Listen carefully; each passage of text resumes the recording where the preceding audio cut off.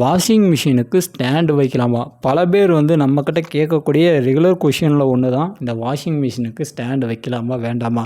என்னையை கேட்டால் இப்போ கிட்டத்தட்ட ஒரு 2 இயர்ஸாகவே ஒரு ரூல்ஸ் இருக்குது. என்ன அப்படின்னா 8 கேஜி மேலே இருக்கக்கூடிய மிஷின்ஸுக்கு வந்து ஸ்டாண்டு வைக்க தேவையில்லை அப்படின்ற மாதிரியான ஒரு பேச்சு வந்து போயிட்டுருக்கு. ஸோ 8 கேஜிக்கு உள்ளே இருக்குது அப்படின்னா ஸோ அந்த மிஷின்ஸுக்கு வந்து நீங்கள் வந்து ஸ்டாண்டு வச்சுக்கலாம். 8 கேஜிக்கு மேலே இருக்குது அப்படின்னா நீங்கள் வந்து ஸ்டாண்டு வைக்க வேண்டிய அவசியம் கிடையாது. ரீசன் என்ன அப்படின்னா நீங்கள் ஸ்டாண்டு வச்சாவே மிஷின் வந்து வைப்ரேஷன் ஆகும் அப்படின்ற மாதிரி வந்து சொல்கிறாங்க. ஸோ அந்த ஒரு காரணத்துக்காகவே 8 கேஜி 9, 10 ஸோ இந்த மாதிரியான கேஜஸில் இருக்கக்கூடிய மிஷின்ஸுக்கு வந்து ஸ்டாண்டு வந்து வைக்காமல் தான் இருந்தாங்க. பட் இப்போ ரீசெண்ட் கிட்டத்தட்ட ஒரு 2-3 மாதமாக பார்த்தீங்கன்னா ஒரு அப்டேட் வந்து வந்திருக்கு.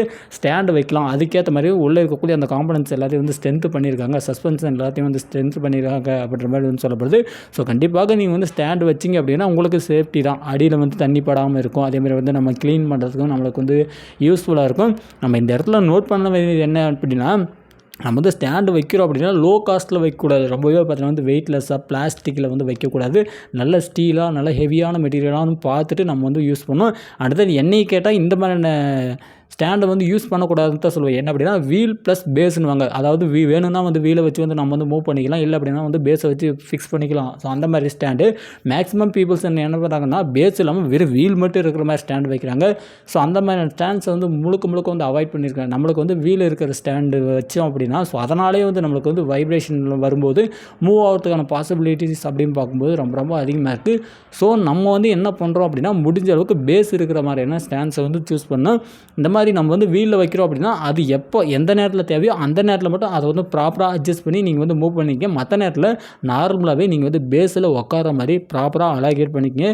இன்னும் ஒரு சிலர் வந்து என்ன பண்ணுறாங்க அப்படின்னா வாஷிங் மிஷின் இருக்குன்னா அந்த பாட்டம் இருக்குல்ல ஸோ அதுக்கு பார்த்தீங்கன்னா தனியாக வந்து ஒரு தேங்காய் மூடி மாதிரி 4 வைக்கிறாங்க.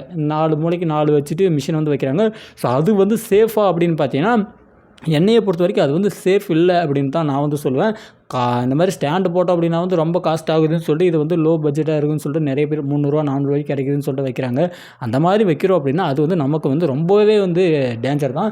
ஏதாவது ஒரு பக்கம் வந்து வெயிட் வந்து அமுக்கும்போது அது பார்த்திங்கன்னா வந்து பல்ஜ் ஆயிரும், நசுங்கிடும். ஸோ அதுக்கப்புறம் பார்த்திங்கன்னா வந்து மிஷின் வந்து ஒரு பக்கமாக வந்து சாஞ்சிக்கும், ட்ரம் வந்து அலையும். ஸோ இந்த மாதிரியான பிரச்சனைகள் வந்து நிறைய வந்து ஏற்படும். வச்சா ஸ்டாண்டோட வைங்க, இல்லை அப்படின்னா நல்லா ஈவனான பிளேஸாக இருந்தால் முடிஞ்ச அளவுக்கு வந்து ஸ்டாண்டு வைக்காமல் கூட இருங்க, ஒன்றும் தப்பு கிடையாது. ஆனால் ஸ்டாண்டு வைக்கிறீங்க அப்படின்னா கொஞ்சம் வந்து பிராண்டடாக வைங்க. லோக்கல் ரொம்ப ஸ்மூத்தாக இருக்கிற ஸ்டாண்ட்ஸை வந்து அவாய்ட் பண்ணிங்க. ஸோ இதை தான் நான் வந்து சொல்ல வந்தேன். தேங்க்யூ.